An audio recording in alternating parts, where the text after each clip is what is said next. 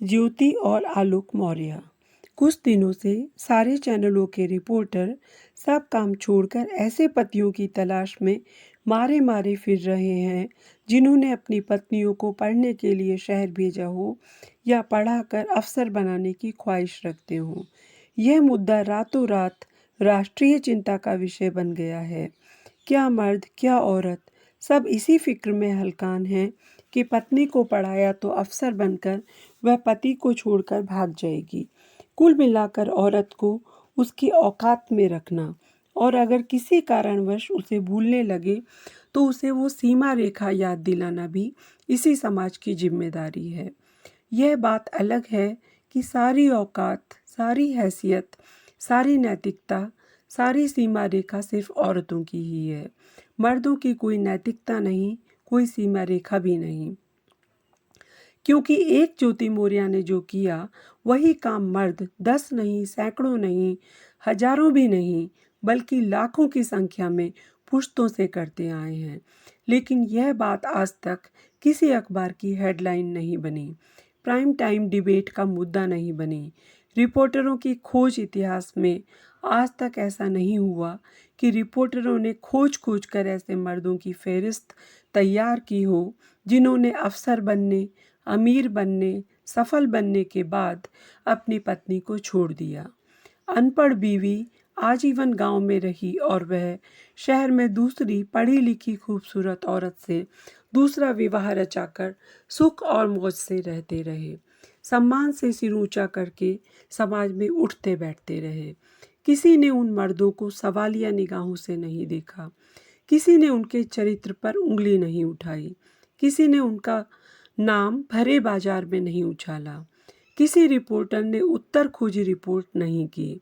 एक ज्योति मौर्य को सबके सब आदमी छोड़ने वाली उल्टा औरत बता रहे हैं। जो हमारा समाज ज्योति को बेवफा कह रहा है, मनीष दुबे को क्यों नहीं कह रहा? क्या सिर्फ ज्योति गुनाहगार है?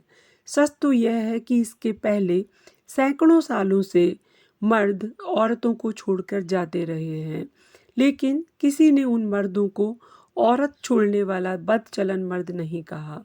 वह सारी औरतें ठुकराई हुई परित्यक्ता कहलाई गईं। जैसे हर दुख, हर नाकामी का नाम सिर्फ औरतों के लिए है। नारायण दत्त तिवारी, रामविलास पासवान, उदित नारायण समेत ऐसी अनगिनत कहानियां हैं। ग्रामीण पृष्ठभूमि से छोटे कस्बों से शहर जाकर पढ़कर एक दिन जो बड़े आदमी बन गए, ऐसे अनगिनत मर्दों ने अपनी अनपढ़ कमज़ोर पत्नियों को छोड़ दिया और शहर जाकर दूसरी शादी कर ली। कभी तलाक देके छोड़ी गई स्त्रियों को ढंग से गुजारा भत्ता तक देने की जहमत नहीं उठाई। लेकिन किसी समाज की नैतिकता मर्यादा कभी आहत नहीं हुई। किसी के सीने पर सांप नहीं लौटा।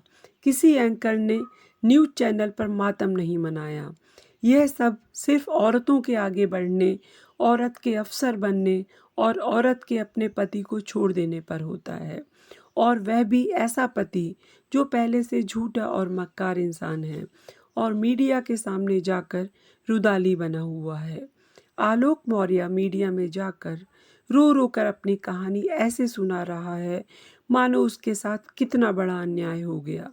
वह आदमी जिसने खुद झूठ बोलकर अपने बारे में गलत जानकारी देकर ज्योति से शादी की थी, वह मीडिया में आकर बोल तो ऐसे रहा है कि मैंने अपनी पत्नी को एसडीएम बनवा दिया, जैसे ज्योति की जगह उसने ही पढ़ाई की हो, उसने ही परीक्षा दी हो। इतना ही काबिल था तो खुद ही परीक्षा पास करके एसडीएम बन जाता। आज कानून और संविधान का समय है। आप टीवी चैनल के सामने और टीवी चैनल आपके सामने जितना भी चीख चिल्ला ले, अंततः मामले पर फैसला अदालत करेगी और अदालत जेंडर देखे बिना स्त्री और पुरुष दोनों को अपनी मर्जी का जीवन और जीवन साथी चुनने की इजाज़त देती है। यह सोशल मीडिया की देन है कि एक पारिवारिक समस्या को इतना बड़ा रूप दे दिया गया। ज्योति अपना काम करेगी और अदालत अपना। और हाँ, यह तो बस शुरुआत है। अभी ज्योति जैसी सैकड़ों हजारों लड़कियां पढ़ लिख कर अफसर बनेंगी।